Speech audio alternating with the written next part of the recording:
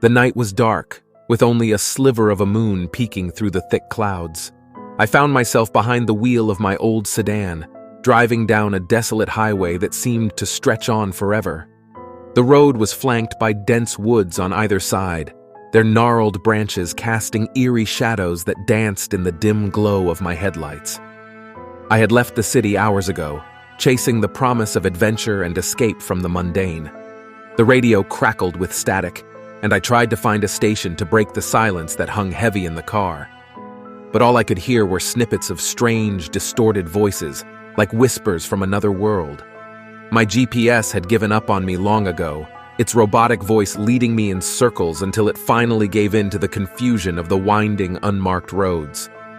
I was alone, lost in the heart of nowhere, with nothing but my own thoughts and the haunting darkness for company. As I drove deeper into the night, a strange sensation began to creep over me. It was as if the very air around me had thickened, and I could feel eyes watching me from the shadows of the trees. I shook my head, trying to dispel the unease that had settled in the pit of my stomach. It was just my imagination playing tricks on me, I told myself.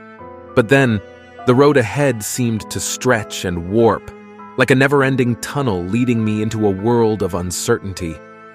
Panic welled up inside me as I realized that I couldn't turn back. There was no going home now. I was trapped on this never-ending road, a prisoner of the night. The whispers on the radio grew louder, their voices becoming more distinct. They spoke of forgotten secrets and ancient rituals, of souls lost to the darkness. I frantically tried to change the station, but the voices only grew stronger, drowning out all reason. My hands gripped the steering wheel, knuckles white with fear. I had to get out of here, had to escape this nightmare. But every turn I took only led me deeper into the abyss.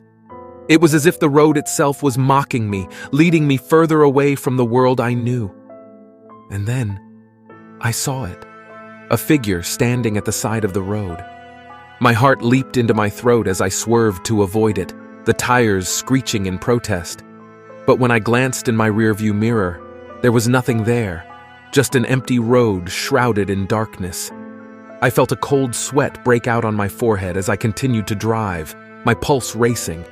The voices on the radio were now a cacophony of whispers, their words unintelligible but filled with malevolence. I had to shut it off. I couldn't take it anymore. I reached for the radio's power button, but before I could press it, a sudden gust of wind rattled the car, and the headlights flickered and died.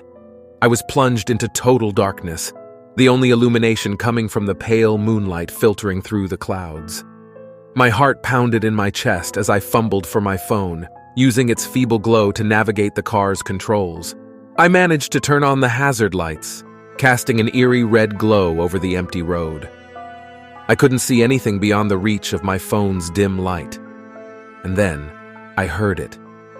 A soft, mournful wail that seemed to come from all around me. It was the sound of lost souls, trapped in this nightmarish limbo. I felt a presence in the car with me, a cold breath against the back of my neck, and I knew that I was not alone. With trembling hands, I reached for the car door, desperate to escape whatever haunted this forsaken place. But when I tried to open it, it wouldn't budge. I was trapped, locked inside this metal coffin with whatever malevolent force lurked outside. The wailing grew louder, and I could hear whispers in the darkness, their words a chilling promise of eternal torment. I closed my eyes and prayed for release, for a way out of this living nightmare. And then, as suddenly as it had begun, the wailing stopped. I cautiously opened my eyes, and to my horror, I found myself back on the highway, the car's headlights blazing brightly. The voices on the radio were gone, replaced by the familiar hum of static. I blinked in disbelief, unable to comprehend what had just happened.